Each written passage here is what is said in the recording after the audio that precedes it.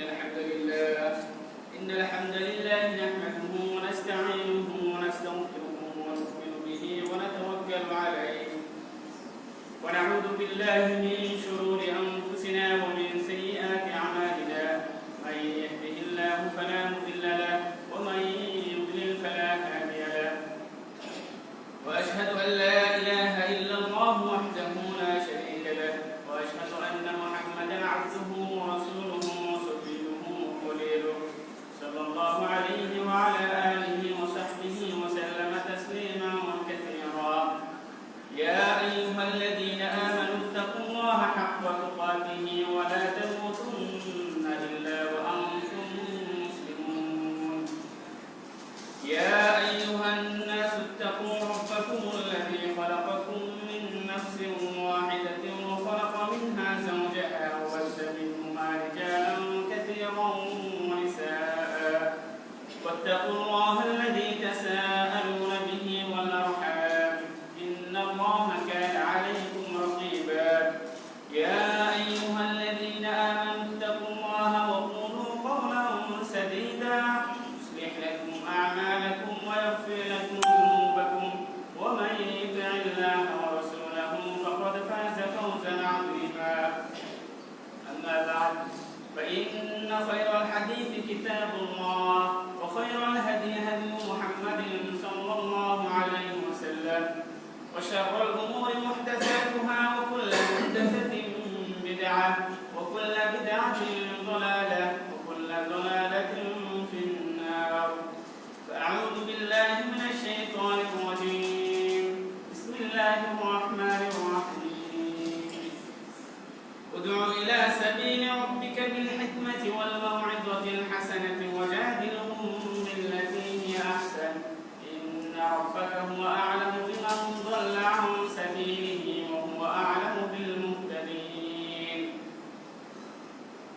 যাবতীয় প্রশংসা সেই মহান রব্বুল আলামিনের প্রতি যিনি আমাদেরকে একটি সুন্দর দিন দিয়েছেন যে আল্লাহ তাআলা এই শুক্রবার বা ইয়াউমুল জুমা বা জুমার দিনটাকে দিয়েছেন মুসলমানদের জন্য এটা একটা নিয়ামত। দেখেন মানুষের আমল আখলাক ইসলামী শরীয়তের বিভিন্ন বিধিবিধান জানার জন্য এমন একটা দিন রেখেছেন মানুষের ঈমান অনেক সময় কিন্তু কমে বাড়ে। শুক্রবারে যখন আমরা কোরআন এবং সুন্নাহর কথা শুনি আলোচনা শুনি তখন আমাদের ভিতরটা নতুন করে আবার কি হয় তাজদীদ হয় নতুনত্ব আবার বা ঈমানের কমতে আসলে সেটা আবার কি ঈমান বাড়ে। তো এই জন্য আমরা একটা সুন্দর দিন দেওয়ার জন্য আল্লাহ তাআলার কাছে শুকরিয়া করি আলহামদুলিল্লাহ। দরুদ ও সালাম বর্ষিত আমাদের শেষ নবীর প্রতি যার আদর্শ আমাদের আদর্শ সেই নবীর প্রতি আমরা সংক্ষিপ্ত দরুদ করি সাল্লাল্লাহু আলাইহি ওয়াসাল্লাম। সম্মানিত উপস্থিতি প্রিয় দিনী ভাইয়েরা, আজকের আলোচনার বিষয় আপনারা পূর্বে জেনেছেন যে দাওয়াতের পদ্ধতি। যা দিনের ভিতরে ইসলামের একটা গুরুত্বপূর্ণ বিষয় হলো দাওয়াত, ইসলামের দাওয়াত দেওয়া গুরুত্বপূর্ণ একটা বিষয়। দাওয়াত কিভাবে দিবেন, কাদের কাছে দিবেন, কোন পদ্ধতিতে দিবেন, দাওয়াতের অর্থ কি, এর ফজিলত কি, এর গুরুত্ব কি, এই বিষয়ে ইনশাআল্লাহ আলোচনা করব ইনশাআল্লাহ। দাওয়াতটা কিন্তু দেখেন দাওয়াত না থাকার কারণে আজকে আমরা শিরিক বলেন, বিদআত বলেন, ভ্রান্ত আকীদা বলেন সয়লাব হয়ে গেছে। মানুষ দিন থেকে অনেক দূরে চলে গেছে। পাপাচার মানুষ করতে করতে করতে করতে তার ভিতরে দিন যেমন মরেই গেছে মানুষের ভিতরে। এই জন্য আমাদের দাওয়াতের গুরুত্ব অপরিসীম। সবার উপর আমাদের উপর ওয়াজিব হলো কি দাওয়াত দেওয়া। সম্মানিত উপস্থিতি, তো দাওয়াতের অর্থ কি আমরা প্রথমে জানবো যে দাওয়াত বা যিনি দাওয়াত দেয় তাকে বলে কি দায়। দাওয়ার অর্থটা কি? দাওয়ার শাব্দিক অর্থ হলো ডাকা, আহ্বান করা, মানুষদেরকে ডাক দেওয়া। যেমন মনে করেন আপনি কাউকে ডাকলেন যে খাবারের জন্য কাউকে ডাকলেন বা যে কোনো বিষয়ে নাম হলো কি দাওয়াত।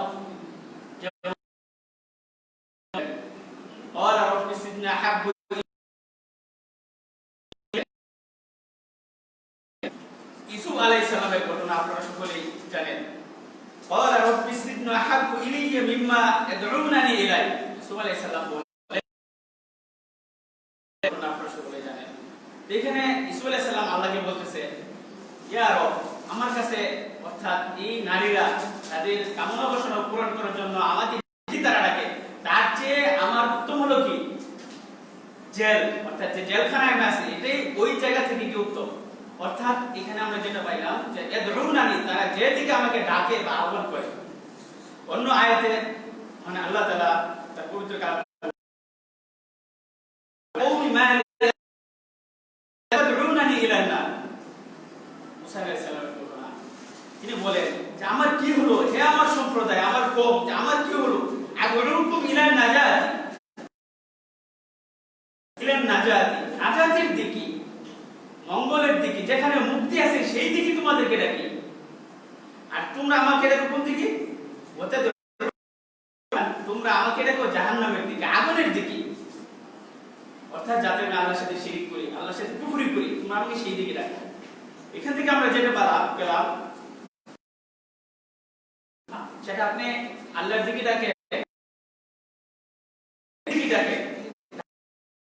আহ্বান করা। আমরা যে আলোচনার বিষয় সেটা হলো কি, আল্লাহর দিকে মানুষদেরকে আহ্বান করা, এটা হলো দাওয়া। দাওয়ার পারিভাষিক অর্থটা কি? পারিভাষিক অর্থ আমরা দুইভাবে বলতে পারি, ইসলাম আর রিসালা।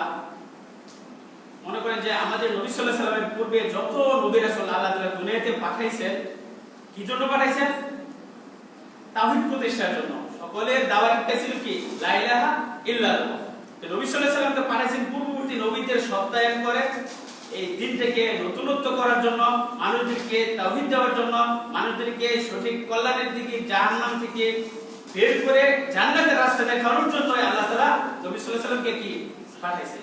শেখুল ইসলাম ইবনে তাইমিয়া রাহিমাহুল্লাহ তিনি বলেন যে দাওয়া হলো ঈমানের দিকে ডাকা। নবী সাল্লাল্লাহু আলাইহি সাল্লাম মানুষদেরকে যা সংবাদ দিয়েছেন তা সত্য বলে বিশ্বাস করা, তিনি যে সমস্ত হুকুম আহকামের কথা বলেছেন তা আনুগত্য করা, দুই শাহাদাতের অর্থাৎ শাহাদাতু লা ইলাহা ইল্লাল্লাহ ওয়া আন্না মুহাম্মাদুর রাসূলুল্লাহ সাক্ষ্য দেওয়া, ইকামুস সালাতি ওয়া ইতাইজ যাকাতি ওয়াল হজ্জিল বাইত ওয়া সাওমি রমাদান। তারপরে তিনি বলেন যে ঈমান আনা, তারপরে ফেরেশতাদের প্রতি ঈমান আনা, তার কিতাবের প্রতি ঈমান আনা, তার রাসূলগণের প্রতি ঈমান আনা, পরকাল দিবসের প্রতি ঈমান আনা, ভাগ্যের ভালো-মন্দের প্রতি ঈমান আনা। অর্থাৎ মূল কথা হলো যে দাওয়াতের যদি আমরা পারিভাষিক দিক দিয়ে বলি, তাহলে আল্লাহ তাআলার মানহাজকে, আল্লাহ তাআলার দ্বীনকে দুনিয়াতে প্রতিষ্ঠা করা, জমিনের ভিতরে, সেটা কথার মাধ্যমে হোক, কাজের মাধ্যমে হোক। আল্লাহ তাআলা এই ইসলামকে কাজ যে আমরা করি, দাওয়াত যে আমরা দেই, আল্লাহর দিকে আহ্বান করি, এটা নাম কি? দাওয়াত। তো আমরা এই দাওয়ার বিষয়টা আমরা অর্থটা জানব। এখন দাওয়াটা কি? এটা কি? এটা সুন্নাত না ফরজ না মুস্তাহাব না ওয়াজিব? এটা কি? দাওয়াত কিন্তু আমাদের উপর ফরজ, আমাদের উপর ওয়াজিব। আল্লাহ তাআলা বলেন উদউ ইলা সাবিলি রাব্বিকা বিল হিকমাতি ওয়াল মাউইযাতিল হাসানাতি ওয়াজাদিলহুম বিল্লাতি হিয়া আহসান। এখানে আল্লাহ তাআলা নির্দেশ দিয়েছেন যে উদউ ইলা সাবিলি রাব্বিকা, তুমি তোমার রবের প্রতি ডাকো, আহ্বান করো। অন্য আয়াতে আল্লাহ তাআলা বলেন উদউ ইলা রাব্বিকা, তুমি তোমার রবের প্রতি কি করো? মানুষদেরকে আহ্বান করো, ডাক দাও।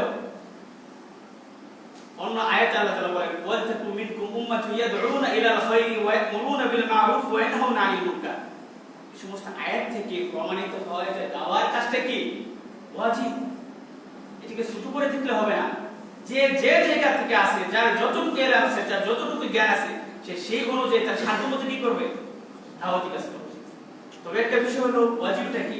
ওয়াজিবটা মানে এই ফরজ সালাতের মতো, রোজার মতো, যাকাতের মতো, হজ আদায় করার মতো ওয়াজিব, নাকি আমরা যে জানাজার সালাত আদায় করি ওইরকম ওয়াজিব? বিদ্যানগণ বা যারা উলামায়ে কেরাম আছেন, জমহুর বা অধিকাংশ উলামাদের মধ্যে সেটা হলো কি? এই দাওয়ার কাজটা হলো ওয়াজিব কিফায়া, অর্থাৎ কিফায়া। আর আমরা সালাত আদায় করি এটা হচ্ছে কি? আইনি। এটা ফরজ, জানা করলে গুনাহগার হতে হবে। মনে করেন যে জানাজার নামাজ আমরা সালাতে উপস্থিত হইলাম, এখন যদি কিছু মানুষ এলাকার জানাজার সালাত, কেউ মারা গেলে জানাজার সালাত আদায় করলে বাকি লোকদের পক্ষ থেকে কি হয়ে যাবে? সেটা আদায় হয়ে যাবে। কিন্তু জুমার সালাত যদি আমরা, ফজরের সালাত যদি আমি আপনি আদায় না করি, এটা আমার জবাবদিহি কাকে করতে হবে? আমাকেই করতে হবে। আমার জবাবদিহি কিছু মানুষ করবে, আর বাকিদের পক্ষ থেকে কি আদায় হয়ে গেল তা কিন্তু হবে না। এটাকে বলে ফরজে আইন। আর যেটা কিফায়া সেটা হলো যে কিছু মানুষ সেটা যদি পালন করে তাহলে বাকি কিছু মানুষের পক্ষ থেকে কি হয়ে যাবে? আদায় হয়ে যাবে, যেমন জানাজার সালাত। তো এটা হলো কিফায়া। তো সম্মানিত উপস্থিতি, তাহলে আমরা দাওয়ার অর্থ বুঝলাম, এবং যিনি দাওয়াত দিয়ে আল্লাহর পথে তাকে কি বলে? দাঈ। এখন আমরা আরেকটা অর্থ জানবো যে তাবলীগ। যে তাবলীগ অর্থ কি? একটা হচ্ছে দাওয়ার অর্থ জানলাম, আরেকটা হলো তাবলীগ। তাবলীগ অর্থ পৌঁছে দেওয়া, অর্থাৎ ইসলামের যে ইসলাম আছে তাওহীদ এবং ইসলামকে মানুষের কাছে কি করা? পৌঁছে দেওয়া, তার মস্তিষ্কে, তার দেহে পৌঁছে দেওয়া নাম কি? তাবলীগ। যেমন আল্লাহ তাআলা তার পবিত্র কালামে বলে, ইয়া আইয়ুহার রাসূলু বাল্লিগ মা উনজিলা ইলাইকা মির রাব্বিক, হে রাসূল আপনি পৌঁছে দিন আপনার রবের পক্ষ থেকে যে ওহী অবতীর্ণ করা হয়েছে আপনার কাছে, সেটা আপনি কি করেন? মানুষের কাছে পৌঁছে দেন। এটার নাম কি? তাবলীগ। তারপরে তাবলীগের যদি আমরা আরো অর্থ দেখি, আল্লাহ তাআলা অন্য আয়াতে বলেন, ওমা আলাইনা ইল্লাল বালাগুল মুবিন, সুস্পষ্টভাবে আমার উপর দায়িত্ব হলো কি? ওমা আলাইনা ইল্লাল বালাগুল মুবিন, পৌঁছে দেওয়া। সুতরাং নবী রাসূলদের যে কাজ সেটা হলো কি? ইসলামের যে দাওয়াত আছে সেটা কি? পৌঁছে দেওয়া। তাহলে দাওয়া এবং তাবলীগ, তাবলীগ এটা আরবি শব্দ। দাওয়ার অর্থ আমরা বুঝলাম, যিনি দাওয়াত দেয় বা তাবলীগ করে তাকে বলে কি? মুবাল্লিগ। যিনি দাওয়াত দেয় আরবি ভাষায় তাকে বলে দাঈ। আর যিনি তাবলীগ করে বা তাবলীগ শব্দ থেকে যদি আমরা বলি তাহলে এটা হবে কি? মুবাল্লিগ, মানে যিনি ইসলামের প্রচার প্রসার করে। তাহলে আমরা দুইটা অর্থ জানলাম। দাঈ এবং মুবাল্লিগের ভিতরে কিছু পার্থক্য আছে। যেমন কিছু উলামায়ে কেরাম বলেছেন যে তাবলীগের যে কাজটা এটা শুধু নবী রাসূলদের সাথে খাস, অর্থাৎ এটার জন্য আপনার বিশেষ জ্ঞান লাগবে। ইসলামের পরিপূর্ণ জ্ঞান, হুকুম, আহকাম, শরীয়ত সম্পর্কে আপনার ভালো ধারণা থাকতে হবে। তাবলীগ তারাই করবে যারা নবী রাসূল এবং যারা কুরআন এবং হাদিস সম্পর্কে আল উলামা ওয়ারাসাতুল আম্বিয়া, যে নবী রাসূলদের পরে যে সমস্ত উলামারা ইসলামের পরিপূর্ণ জ্ঞান রাখবে তারা কি করবে? তাবলীগ করবে। আর দাওয়াতি কাজটা এটা আম, তাবলীগ এটা খাস। দাওয়া সবার জন্য কি? উন্মুক্ত, আম। তাহলে আমরা দাওয়া এবং তাবলীগ এটা দুইটা অর্থ জানলাম। আরেকটা অর্থ হলো পার্থক্য, যে আল্লাহ তাআলা বলেন, ওয়ালতাকুম মিনকুম উম্মাতুন ইয়াদউনা ইলাল খায়রি ওয়া ইয়া'মুরুনা বিল মা'রুফি ওয়া ইয়ানহাউনা আনিল মুনকার, যে সৎ কাজের আদেশ করা, অসৎ কাজ থেকে কি করা? নিষেধ করা। দাওয়া তাবলীগের পার্থক্য বুঝলাম। দাওয়া এবং আল আমরু বিল মা'রুফ ওয়ান নাহয়ি আনিল মুনকার, এটারও অর্থ আমাদের জানা দরকার। যে আমরা যারা ইসলামের দাওয়াত দেব, মানে কি, যারা ইসলামের প্রতি আহ্বান করব, আমাদের এগুলা পার্থক্য কি আমাদের বোঝা দরকার, জানা দরকার। যে প্রত্যেকটা আমের দায়ী, কিন্তু প্রত্যেকটা দায়ী আমের ওয়ান নাহয়ি আল আমরু বিল মা'রুফ ওয়ান নাহয়ি আনিল মুনকার অন্তর্ভুক্ত না। যেমন মনে করেন যে দাওয়াতটা আপনি সব জায়গায় দিতে পারবেন, মুসলিম দেশে, অমুসলিম দেশে, কিন্তু আল আমরু বিল মা'রুফ ওয়ান নাহয়ি আনিল মুনকার সব জায়গায় কি করতে পারবেন না? প্রতিষ্ঠা করতে পারবেন না। যেমন আপনি মনে করেন, যেমন এক জায়গায় গেলেন আপনি, যেখানে ইহুদি বা নাসারা, তাদের কাছে তারা মদকে হালাল বৈধ মনে করে। এখন যদি আপনি তাকে এই নির্দেশ দেন, সে পালন করবে না। তাকে নিষেধ করে, সে মানবে না, তার কাছে এটা বৈধ। এই কাজটা আপনি গানের কাছে করতে পারবেন। যদি মুসলিম হয়, সে যদি মদ খায়, তাহলে আপনাকে আল আমরু বিল মা'রুফ ওয়ান নাহয়ি আনিল মুনকার এটাকে আপনি করতে পারবেন। যেমন মনে করেন যে এটা সৌদি আরবে মাশাআল্লাহ এটা বাস্তবায়ন আছে, যে হাইয়াতুল আমরি বিল মা'রুফ ওয়ান নাহয়ি আনিল মুনকার, আলাদা একটা সংস্থায় আছে। হাইয়াতুল আমরি বিল মা'রুফ ওয়ান নাহয়ি আনিল মুনকার নামে একটা সংস্থা আছে। তারা যেমন ভাবে দায়ী, এবং সরকার তাদেরকে একটা দাপট বা একটা ক্ষমতা দিয়েছে, যে যার কারণে যদি কোনো অন্যায় কাজ হয় তাহলে তারা সেটাকে কি প্রতিহত করার মতো তাদের ক্ষমতা আছে। অর্থাৎ তাদেরকে দেখে সবাই ভয় পায়। এখন যে দাওয়াতি কাজ করবে, আমি বলছি যে প্রত্যেকটা আল আমরু বিল মা'রুফ ওয়ান নাহয়ি আনিল মুনকার তারা সবাই দায়ী, কিন্তু প্রত্যেকটা দায়ী কিন্তু কি এই এর অন্তর্ভুক্ত না। সে যে দাওয়াত দিবে, সে শুধু মানুষদেরকে হিকমতের সাথে, ভালো কথার মাধ্যমে, কৌশলের মাধ্যমে সে মানুষদেরকে শরীয়তের বিধিবিধান, হুকুম, আহকামগুলো বলতে পারবে, কিন্তু সে জবরদস্তি করা, সে তার হুকুমকে বাস্তবায়ন করতে পারবে না। কিন্তু যদি এরকম একটা দল থাকে যে আল আমরু বিল মা'রুফ ওয়ান নাহয়ি আনিল মুনকার, তার একটা পাওয়ার যদি সরকার তাকে দিয়ে দেয়, সে সৎ কথা বলবে, দাওয়াতি কাজ করবে, প্লাস সে যদি জিনা করে সে শাস্তি দিবে, সরকারের জেলবদ্ধ করবে। সে যদি মদ খায় সে এটাকে প্রতিহত করতে পারবে। সে যদি সালাত আদায় না করে তাকে ওই ক্ষমতা দেওয়া হয়েছে, তুমি কেন সালাত আদায় করতেছো না? তো এই জন্য এটা কিছু কিছু কি আছে, পার্থক্য আছে। এগুলো আমাদের যারা আমরা দাওয়াতি কাজ করব, দাঈ, মুবাল্লিগ এবং আল আমির ওয়ান নাহয়ি আনিল মুনকার, এগুলো আমাদের পার্থক্য বলে কি জানা থাকা দরকার। সম্মানিত উপস্থিতি, এরপরে যে বিষয় সেটা হলো দাওয়াতি কাজ করতে গেলে এটা এমন একটা গুরুত্বপূর্ণ বিষয়। দেখেন যে আল্লাহ তাআলা এর গুরুত্ব বোঝাতে গিয়ে তিনি নিজেই তার বান্দাদেরকে ডাক দিয়ে বলতেছেন, তিনি নিজেই এই দাওয়াতি কাজ উৎসাহিত করার জন্য তিনি নিজেই শব্দ ব্যবহার করেছেন, আল্লাহু ইয়াদউ ইলা দারিস সালাম ওয়া ইয়াহদি মান ইয়াশাউ ইলা সিরাতিল মুস্তাকিম। যে আল্লাহ তাআলা তো ডাকতেছেন, তোমাদেরকে আহ্বান করতেছেন, আল্লাহু ইয়াদউ ইলা দারিস সালাম। যারা আপনারা হজ করতে গেছেন জানেন যে দারুস সালাম নামে একটা দরজা আছে, একটা পাল আছে, একটা গেট আছে আলাদা। আল্লাহ তাআলা কোন দিকে আহ্বান করতেছেন তার বান্দাদেরকে? ইলা দারিস সালাম। তার অর্থ আবাস বা ঘর বলেন, আবাসস্থল বলেন, আর সালাম অর্থ নিরাপদ, শান্তি, সমস্ত বিপদ আপদ থেকে মুক্ত থাকাটাকে কি বলে? সালাম। যখন আল্লাহ তাআলার বান্দারা জান্নাতে প্রবেশ করবে, আল্লাহ তাআলা বলবেন কি? সালামুন কওলাম মির রাব্বির রহিম। যে দয়াময় রবের পক্ষ থেকে তাদের উপর কি শান্তি বর্ষিত হোক। অন্য আয়াতে আল্লাহ বলেন লাহুম দারুস সালামি ইনদা রাব্বিহিম। তাদের জন্য রয়েছে কি? শান্তিময় ঘর। অর্থাৎ এখানে যেটা আমার বোঝানোর উদ্দেশ্য যে দাওয়াত এমন একটা গুরুত্বপূর্ণ বিষয় যে আল্লাহু ইয়াদউ ইলা দারিস সালাম। আল্লাহ তাআলা কোন দিকে ডাকতেছেন? দারুস সালাম। অর্থাৎ দারুস সালাম আমরা যেটা বুঝবো যে জান্নাত। যদি কোনো মুমিন বান্দা হয়, সৎ কাজ করে, হুকুম আহকাম যদি পরিপূর্ণভাবে পালন করে, তাহলে তার স্থান হবে কোথায়? দারুস সালাম, অর্থাৎ জান্নাতে। এটা একটা বিষয়। দ্বিতীয় বিষয় হলো এটা গুরুত্ব বোঝাতে গিয়ে নবী সাল্লাল্লাহু আলাইহি ওয়াসাল্লাম যত নবী রাসূল পাঠাইছেন আল্লাহ তাআলা কি জন্য পাঠাইছেন? দাওয়াতের জন্যই পাঠাইছেন। আল্লাহ তাআলা তার রাসূলকে বলেন ইয়া আইয়ুহান নবী ইন্না আরসালনাকা শাহিদাও ওয়া মুবাশশিরাও ওয়া নাযীরা ওয়া দাঈয়ান ইলা আল্লাহি বিইذনিহি ওয়া সিরাজান মুনীরা। আল্লাহ তাআলা তার নবীকে ডাক দিয়ে বলতেছেন, হে নবী, ইয়া আইয়ুহান নবী ইন্না আরসালনাকা শাহিদাও ওয়া মুবাশশিরাও ওয়া নাযীরা। আমি আপনাকে পাঠাইছি দুনিয়াতে কি জন্য পাঠাইছি? শাহিদা, সাক্ষ্যদাতা হিসেবে, ও মুবাশশিরা, এবং আপনি সুসংবাদ দিবেন আমার বান্দাদেরকে, জান্নাতের কথা বলবেন, তাদেরকে জান্নাতের পথ দেখাবেন, ও নাযীরা, এবং ভয় দেখাবেন তাদেরকে, সতর্ক করবেন তাদেরকে, জাহান্নাম থেকে তাদেরকে মুক্তির যত পথ আছে, নীতি প্রদর্শন আছে, তাদেরকে আপনি ভয় দেখাবেন। তারপরে বলেন কি? ও দাঈয়ান ইলাল্লাহি বিইذনিহি, আপনি তো তার অনুমতি ক্রমে আল্লাহর পথে একজন কি? আপনি দাঈ, অর্থাৎ আল্লাহর একজন দায়ী, আল্লাহর দিকে একজন আহ্বানকারী আপনি। সুতরাং এখান থেকে আমরা বুঝতে পারি কি যে দাওয়াতের গুরুত্ব বোঝাতে গিয়ে আল্লাহ তাআলা যে নিজে শব্দ ব্যবহার করেছেন, রাসূলের প্রতি তিনি শব্দ ব্যবহার করেছেন।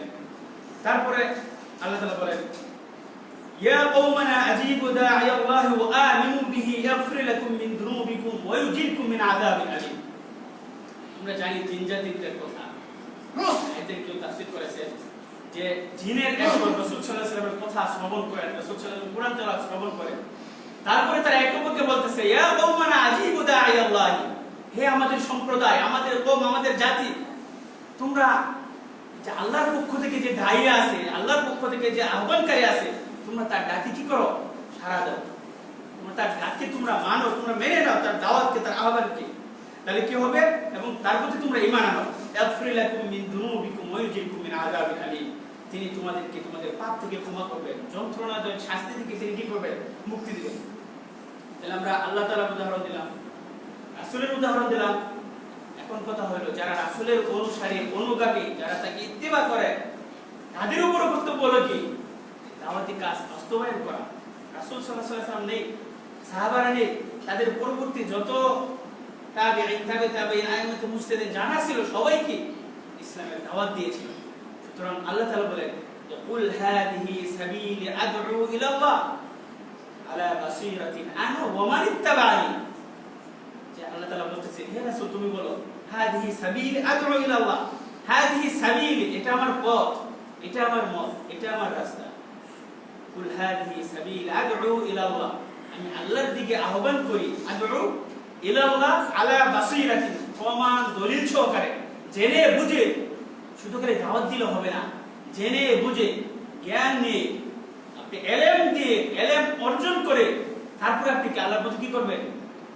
দাওয়াত দিবেন। মানে যে বিষয়টা আনা ওয়া মান ইত্তাবা'নি, আমি এবং যারা আমার অনুসারী, যারা আমাকে অনুকরণ করে, যারা আমাকে মানে, যারা তাওহীদ রিসালাতকে, যারা আল্লাহ এবং তার রাসূলকে অনুকরণ, অনুসরণ করে, আনুগত্য করে, তারাও কি করবে? দাওয়াতি কাজ তারা বাস্তবায়ন করবে। কুল হাদিহি সাবিলা আদউ ইলা আল্লাহ আলা বাসিরাতিন আনা ওয়া মান ইত্তাবানি, আমি এবং যারা আমার অনুসারী আছে তারা আমরা কি করি? আল্লাহর দিকে মানুষদেরকে কি করি? আহ্বান করি, আল্লাহর দিকে মানুষদেরকে দাওয়াত দিই। সুতরাং এই দাওয়াতি কাজটা শুধু নবী রাসূলদের উপরে ছিল না, শুধু আলেম ওলামাদের উপর না, বরং যারা আমরা মুমিন আছি, যারা আমরা মুসলিম আছি, যারা আমরা সৎ ব্যক্তি আছি, যাদের কাছে দিনের জ্ঞান আছে, যাদের কাছে দিনের জ্ঞান নাই, তারা দিনের জ্ঞান অর্জন করে যে যতটুকু জানে তার সাধ্যমত এই দিনের কি করতে হবে? দাওয়াতি কাজ করতে হবে।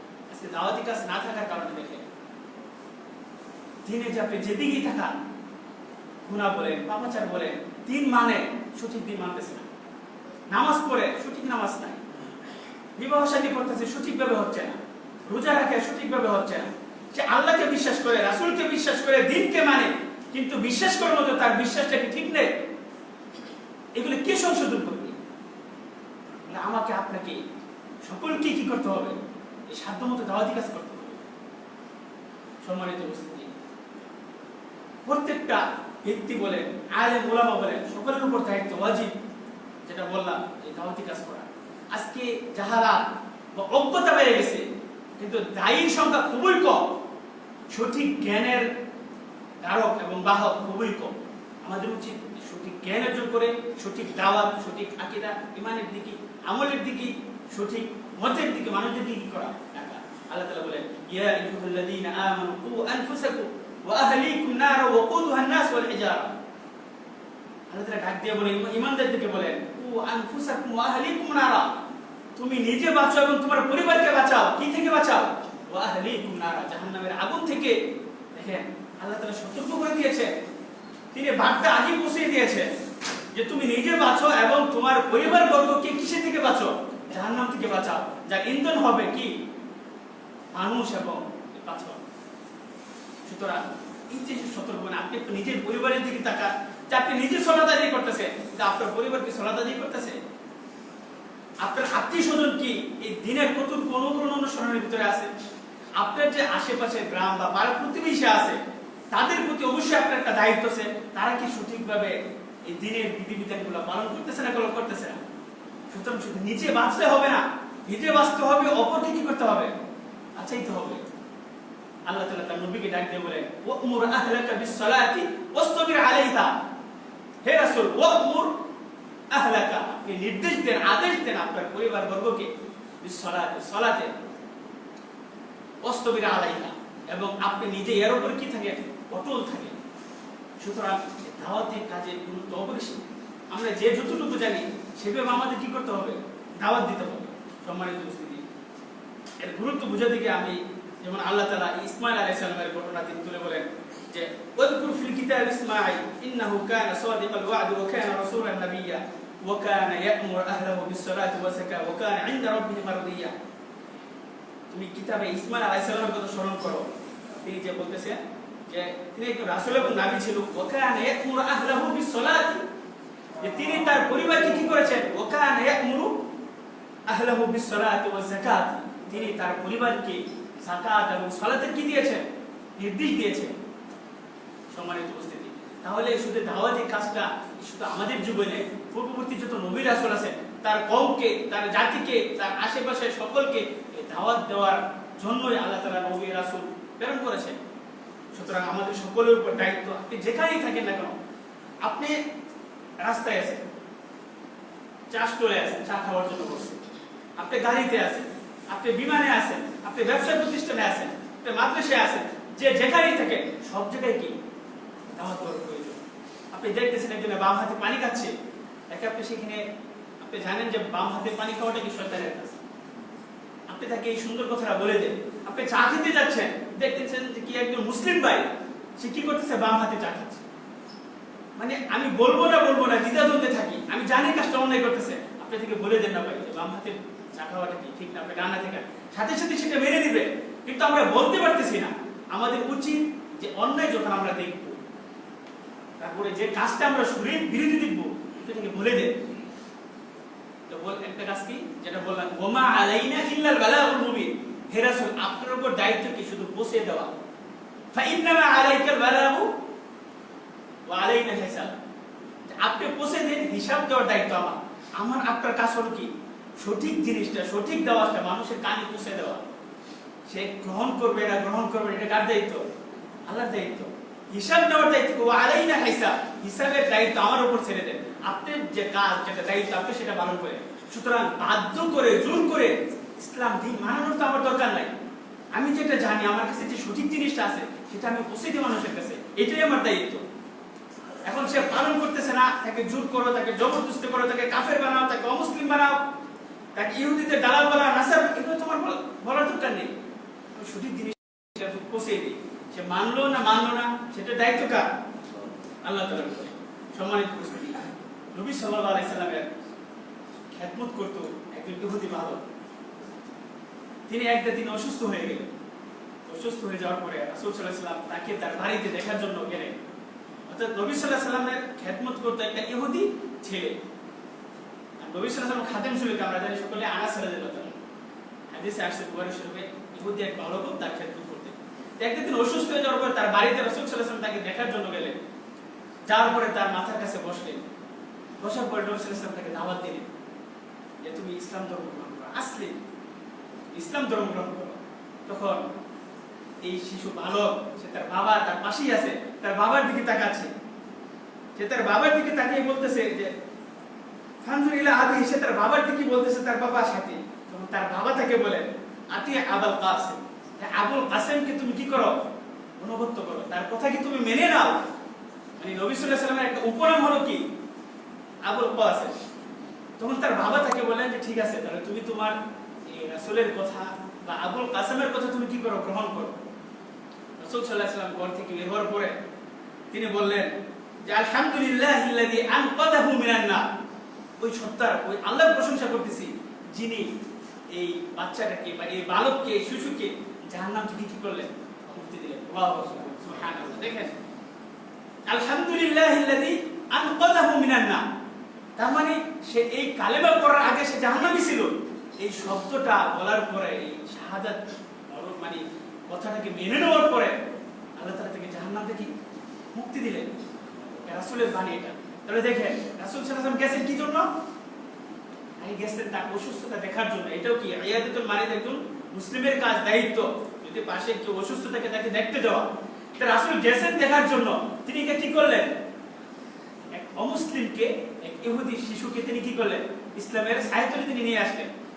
সুতরাং রাসূল যেখানেই থাকতেন, সফরে থাকেন, মুকিমে থাকেন, তাকে কেউ ভালোবাসুক, তাকে কেউ অপছন্দ করুক, তার কথা কেউ শুনুক, তার কথা কেউ না শুনুক, তাকে যে কষ্ট দিছে, যে কষ্ট দিছে না, সবাইকে রাসূল সাল্লাল্লাহু আলাইহি ওয়াসাল্লাম কি করেছেন? দাওয়াত দিয়েছেন, ইসলামের দাওয়াত দিয়েছেন। সুতরাং আমাদেরও উচিত, আমাদের কর্তব্য যে ইসলামের দাওয়াত থেকে আমরা অনেক দূরে সরে গেছি।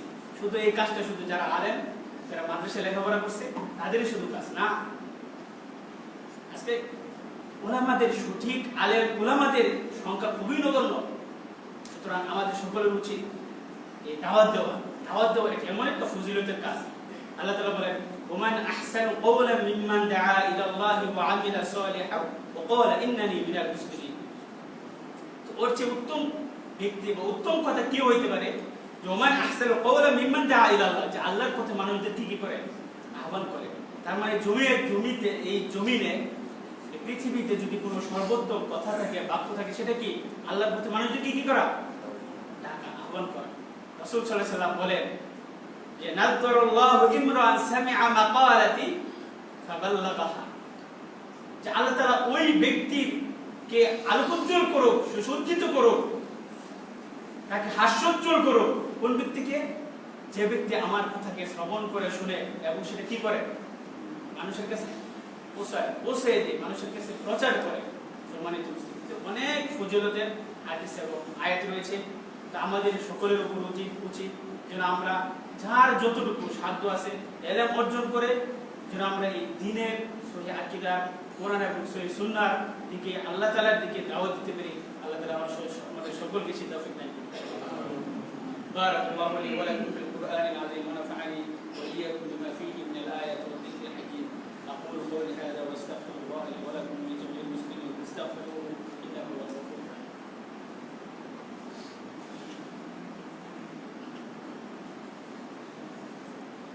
الحمد لله الذي إلى دار السلام ويهدي من يشاء إلى صراط مستقيم، وأشهد أن لا إله إلا الله وحده لا شريك له العلي العظيم، وأشهد أن محمدا عبده ورسوله.